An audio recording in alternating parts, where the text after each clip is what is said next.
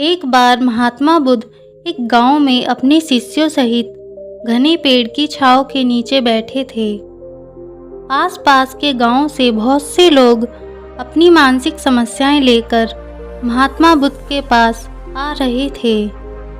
महात्मा बुद्ध उन सब की परेशानियों का समाधान देते। बहुत लोग खुशी खुशी अपनी समस्याओं का समाधान पाकर वहां से लौट रहे थे। वहीं से कुछ दूर बैठा एक भिखारी ये सब होते हुए देख रहा था। उसने सोचा कि क्यों ना मैं भी अपनी समस्याओं का समाधान इन महात्मा से पूछूं। यही सोचते हुए वो भिखारी महात्मा बुद्ध के पास जाने लगा।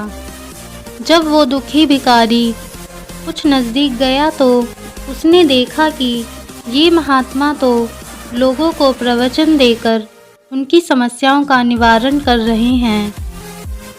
यह देखकर भिखारी के मन में भी तीव्र इच्छा हुई कि क्यों ना मैं भी इन महात्मा को अपना दुख बताऊं। मुझे भी अपने दुख का समाधान अवश्य मिलेगा। बस फिर क्या था, समाधान पाने की लालसा लिए भिखारी महात्मा बुद्ध के सामने पहुंचा और हाथ जोड़कर प्रणाम करते हुए बोला, हे महात्मा बुद्ध, मैं भी लोगों की मदद करना चाहता हूँ। मुझे लोगों की मदद करने की बहुत इच्छा है, लेकिन मैं कैसे मदद कर सकता हूँ? मैं बहुत गरीब हूँ। मेरे पास ना तो पैसे हैं और ना ही कोई ऐसी चीज़ जिससे मैं किसी की मदद कर सकूँ। मैं कोशिश करने पर भी किसी की मदद नहीं कर सकता। मुझे भगवान ने इतना गरीब क्यों बनाया है? हे महात्मा, मुझ पर कुछ कृपा करो। इतना बोलते हुए भिखारी रोने लगा। महात्मा बुद्ध बोले, आप बहुत अज्ञानी हैं, क्योंकि आप अभी तक इस भ्रम में जी रहे हो कि तुम्हारे पास कुछ नहीं, जबकि दूसरों को कुछ देने के लिए तुम्हारे पास बहुत कुछ है। तुम बिना धन और वस्तु के भी दूसरों की मदद कर सकते हो।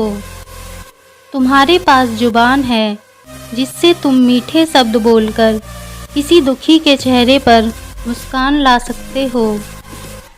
इन्हीं शब्दों की ताकत से तुम किसी के भी टूटते हौसलों को फिर से मजबूत कर सकते हो। इन शब्दों की शक्ति से आप किसी के भी मन में सकारात्मक विचारधारा के बीज बो सकते हैं और उसे गलत रास्ते पर जाने से भी रोक सकते हैं। तुम्हारे दो हाथ से किसी भी कमज़ोर या लाचार व्यक्ति की सहायता की जा सकती है। आपके पास दो आँखें हैं, किसी अंधे को रास्ता दिखा सकते हैं। तुम किसी के लिए दुआ कर सकते हो। आप किसी के अच्छे स्वास्थ्य की कामना कर सकते हैं, लेकिन अज्ञानतावश तुम अब तक इस बात को समझ नहीं पाए और इस भ्रम में अब तक जीते रहे कि तुम्हारे पास मदद करने के लिए कुछ नहीं। किसी की मदद करने के लिए धन और वस्तु का होना अनिवार्य नहीं है, बल्कि बिना धन और वस्तु के भी हम कई प्रकार से लोगों की मदद कर सकते हैं। महात्मा बुद्ध के ज्ञान से भरे ये सुंदर शब्द सुनकर भिखारी के चेहरे पर मुस्कान आ गई और वह खुशी से झूमता हुआ वहाँ से चला गया। दोस्तों, महात्मा बुद्ध की इन बातों से बहुत कुछ सीखने को मिलता है।